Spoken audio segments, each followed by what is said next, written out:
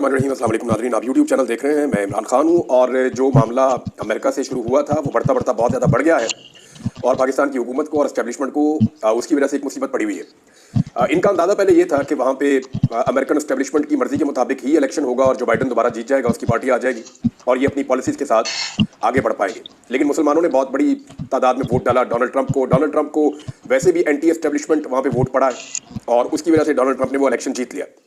अब American establishment को शिकस्त हो गई है तो जो उसकी प्रॉक्सीज हैं पूरी दुनिया के अंदर, ये उनकी भी शिकस्त है और उनके खिलाफ अब मामला आगे बढ़ेंगे। यूक्रेन को जाते जाते बहुत बड़ी मिकदार में हथियार देना चाहता है जो बाइडन या उनकी इंतजामिया। डोनाल्ड ट्रंप और उनके लोग इसके खिलाफ हैं।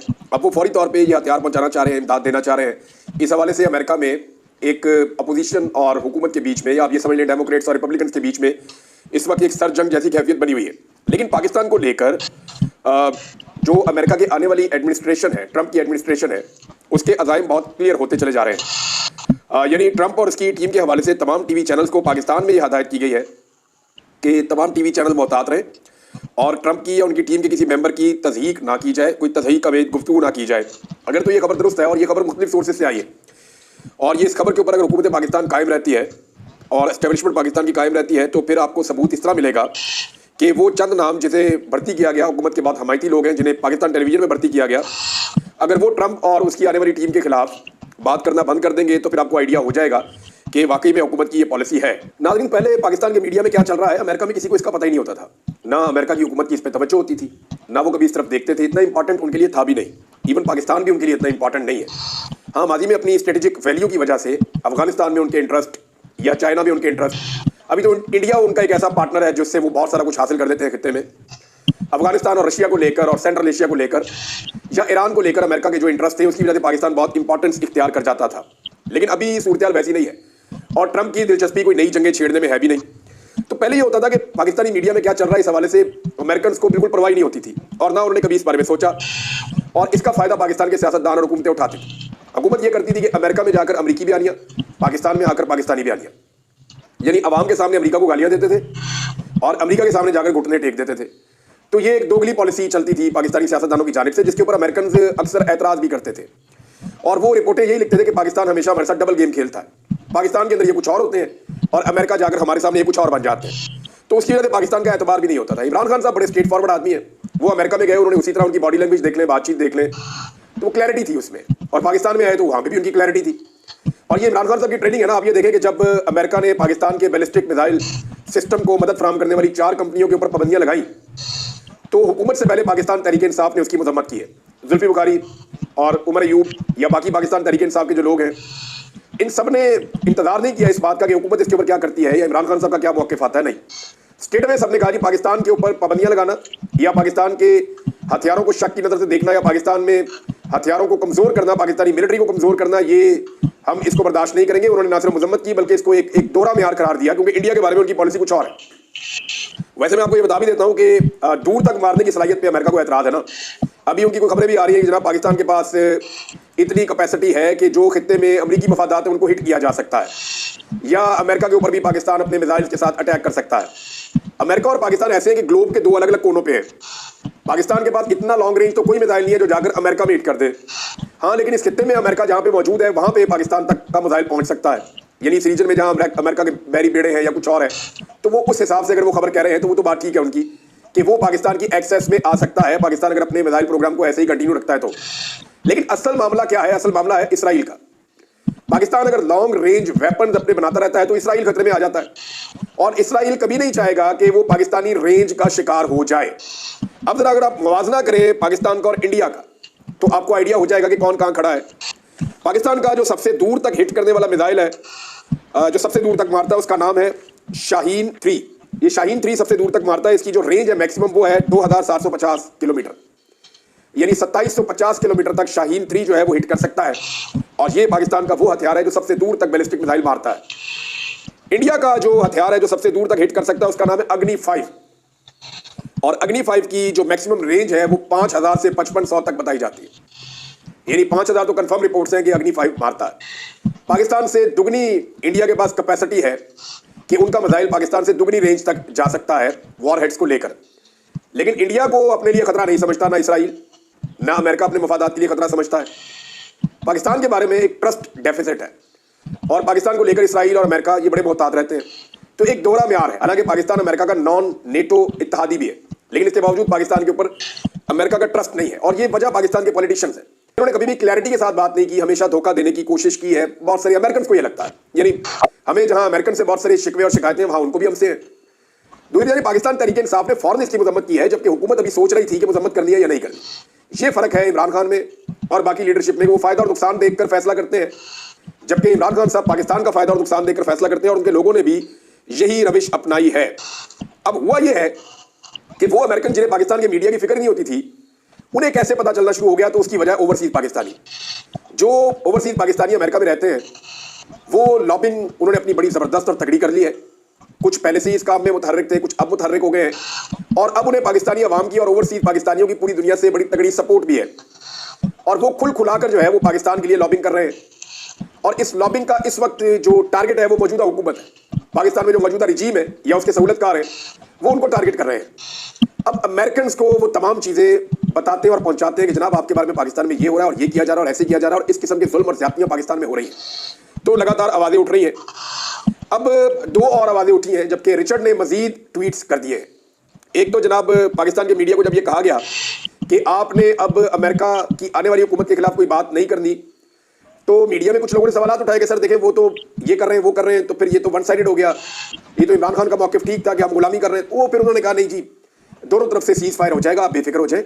आपने यहां से कोई ऐसी चीज़ नहीं करनी कि अमेरिका की आने वाली हुकूमत की तौहीन हो जाए, लिहाजा वहां से भी अब नहीं होगी। तो इसके ऊपर हमारे कुछ दोस्तों ने जो है वो इसको सोशल मीडिया पे चढ़ा दिया कि अमेरिका की जानिब से अब कोई ट्वीट नहीं आएगा या उनकी जानिब से अब कोई इस तरह की हरकत नहीं होगी। लेकिन उसके बाद हमने देखा रिचर्ड ने दोबारा लिख के डाल दिया कि फ्री इमरान खान। तो वो लगातार ये चीजें कर रहे हैं और ना सिर्फ रिचर्ड ये कर रहे हैं, बल्कि ऐसा महसूस होता है कि डोनाल्ड ट्रंप की जो आने वाली एडमिनिस्ट्रेशन है, उन सब ने ये फैसला कर रखा है कि पाकिस्तान के अंदर जो जुल्म और ज्यादती हो रही है उसके ऊपर उन्होंने क्या मौक़िफ़ लेना है। अभी एक एडियानो एस्पेराल्ट है, ये हाउस ऑफ रिप्रेजेंटेटिव के रुकन है, इन्होंने भी एक ट्वीट किया है और ये जनाब अहम अमरीकी पॉलिटिशियन है। उन्होंने लिखा जी कि I am deeply troubled by the recent reports alleging that dozens of protesters in Pakistan were killed by the national government। वो ये कह रहे हैं मुझे बड़ी तकलीफ है इस बात से और ये पाकिस्तान के अंदर दर्जनों जो एहतजाज करने वाले मुजाहिरीन हैं उन्हें पाकिस्तान की जो कौमी हुकूमत है उन्होंने कत्ल कर दिया है। और इसके ऊपर उन्होंने ये कहा जी कि उसको कवर अप भी किया गया है इस जालिमाना कदम को, और साथ ही उन्होंने इस बात के ऊपर जोर दिया कि स्टेट डिपार्टमेंट को इन इल्ज़ामात के हवाले से एक साफ सुथरी तहकीकात जो है वो करवानी चाहिए और इंटरनेशनल पार्टनर्स जो है अमेरिका के उन्हें भी इसके बारे में देखना चाहिए। तो जनाब एक तो ये स्टेटमेंट और आ गया, मजीद रोजाना कोई ना कोई नया बंदा बोलता है जो डोनाल्ड ट्रंप की टीम का हिस्सा है। जॉर्ज गलोवे का बरतानिया में सियासतदान भी है, रॉयटर भी है, इनका भी स्टेटमेंट आ गया है पाकिस्तान के हवाले से। उन्होंने भी कहा free Imran Khan and all political prisoners in Pakistan. ये उन्होंने भी जनाब ट्वीट कर दिया है और लगातार रीट्वीट हो रहे हैं। 10-10 हज़ार 20-20 हज़ार इनको रीट्वीट्स मिल रहे हैं। इनकी रीच बहुत ज्यादा लगातार बढ़ती चली जा रही है। इमरान खान साहब के ट्विटर को टारगेट किया जा रहा है, इमरान खान साहब के सोशल मीडिया को टारगेट किया जा रहा है और अब हो ये रहा है कि पाकिस्तान तहरीक इंसाफ के अंदर से चंद आवाजें जो चुनी गई थी कि आप सोशल मीडिया के ऊपर टारगेट कर दें, अटैक कर दें, इसी तरह पाकिस्तान तहरीक इंसाफ के अंदर से अब चंद आवाजें बोलना शुरू हो गई हैं कि सोशल मीडिया को टारगेट ना किया जाए, सोशल मीडिया आईना है। जितना जुल्म होता है वो उतना रिएक्शन देते हैं, जितना जबर और फस्तायत होती है वो उतना रिएक्शन देते हैं। अब मुझे बताएं ना कि इमरान खान साहब को जेल के अंदर एक छोटे से कमरे के अंदर खुड्डे में बंद कर दिया जाता है, उन्हें कई दिन बाहर नहीं आने दिया जाता, उनकी लाइट बंद कर दी जाती है, उन्हें एक जुल्म और जबर का सामना करना पड़ता है इमरान खान साहब को शदीद तरीन। और जो पाकिस्तान के अंदर पाकिस्तान तहरीक इंसाफ के पार्लियामेंटेरियंस हैं वो बात जरूर करते हैं लेकिन उनकी एफर्ट में वो जान नजर नहीं आती जो होनी चाहिए। वो इमरान खान साहब को रिलीफ दिलाने में नाकाम रहते हैं। तब पूरी दुनिया में जब ये खबर बाहर निकलती है तो पूरी दुनिया में एक उसके ऊपर रिएक्शन आता है। अब वो रिएक्शन कितना होगा ये हर आदमी अपने तौर पे तय करेगा। तो हर रिएक्शन एक एक्शन का नतीजा है। ये जो कुछ भी आज सोशल मीडिया पे हो रहा है आज से पहले क्यों नहीं हो रहा था, ये सारा का सारा रिएक्शन है। अगर एक्शन रुक जाएगा तो रिएक्शन भी रुक जाएगा। हाँ, चंद लोग हैं जिनके बारे में आप ये कह सकते हैं कि वो एंटी पाकिस्तान है या वो एंटी मिलिट्री है या वो पाकिस्तान के खिलाफ जो है वो एक प्रोपेगेंडा हमेशा से खड़ा करते आए और आइंदा भी करते रहेंगे। ऐसे लोग मौजूद हैं, उनके खिलाफ आप एक बयानिया बना भी सकते हैं और वो लड़ाई चलती रहेगी। लेकिन ये जो हजारों लाखों की तादाद में लोग आ गए बीच में, ये सारे गद्दार तो नहीं हो सकते ना। ये एक्चुअली सारे रिएक्शन दे रहे हैं जुल्म का, जबर का, फस्तायत का, इंसानी हकूक की खिलाफ वर्जियों का। और ये रिएक्शन रुक जाएगा फौरी तौर पे जैसे ही जुल्म और जबर रुक जाएगा, जैसे ही एक्शन रुक जाएगा तो ये रिएक्शन भी रुक जाएगा, चीजें ठीक होना शुरू हो जाएंगी।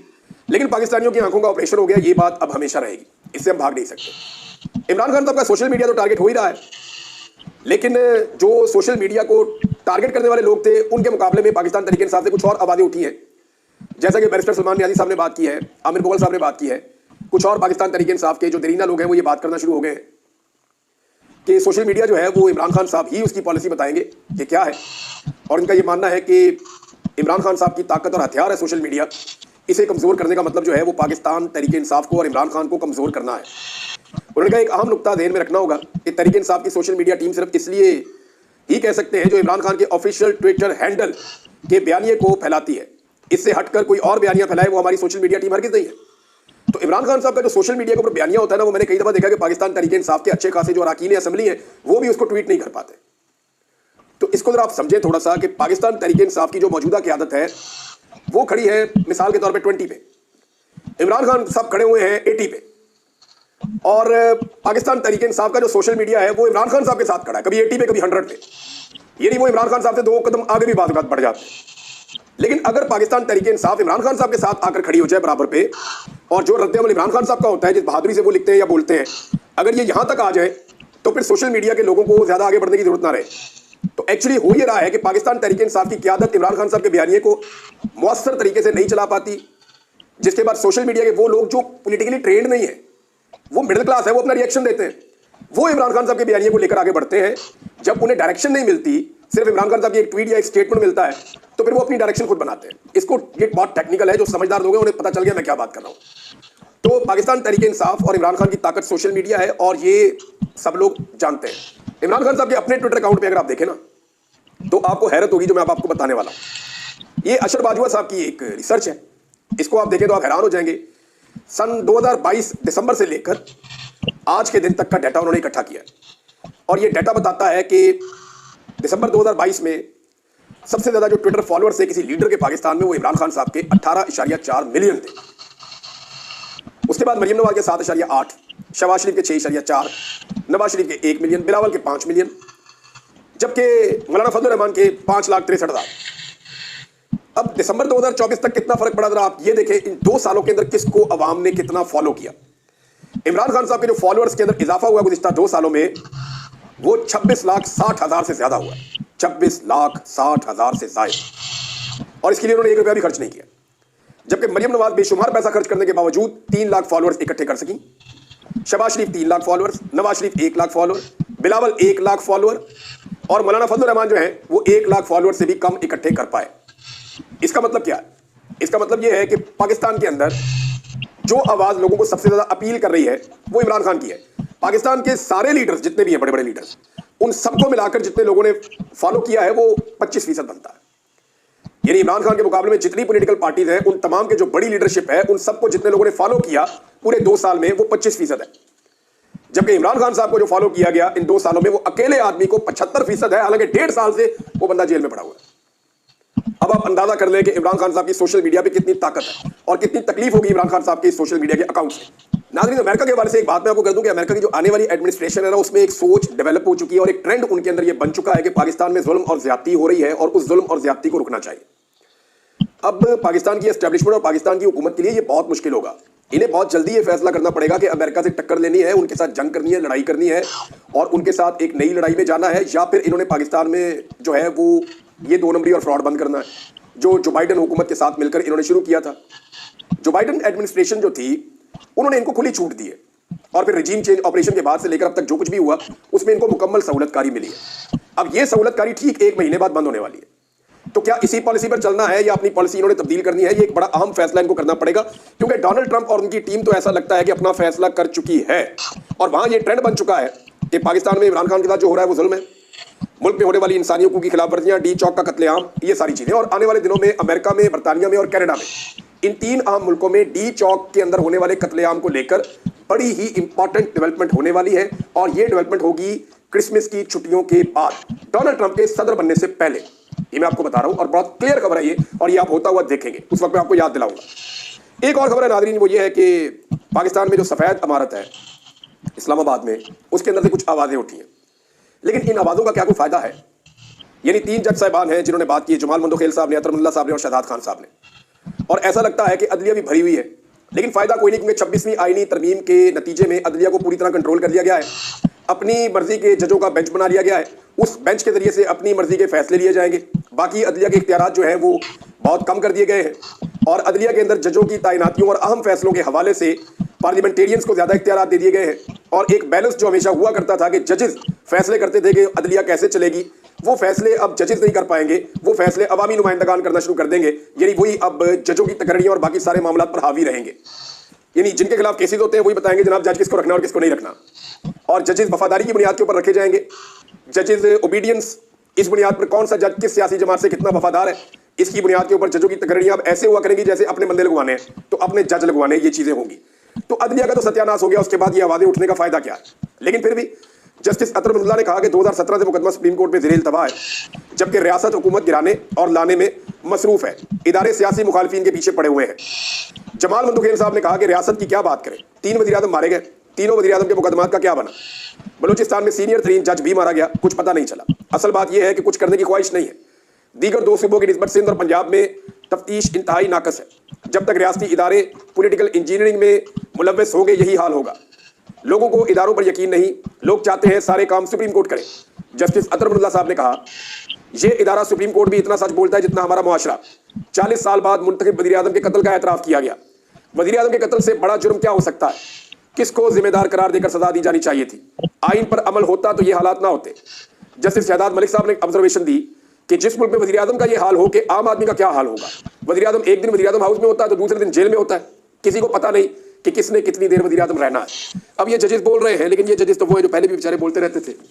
लेकिन अदलिया में जैसा कंट्रोल इस हुकूमत ने किया है, सहूलतकारी के नतीजे में एमएनएस को अगवा करके पकड़ के इसको मार, उसको चुक, उसके बच्चे उठा, उसकी बीवी उठा, उसकी बहू उठा, ये जो इन्होंने किया है, अदलिया भी अब पाकिस्तान में टुथलेस है और इंसाफ जो है उसकी कोई उम्मीद बाकी नहीं है। अगर इंसाफ चाहिए तो अदलिया को आज़ाद होना होगा। क्या ये अदलिया आज़ाद हो पाएगी?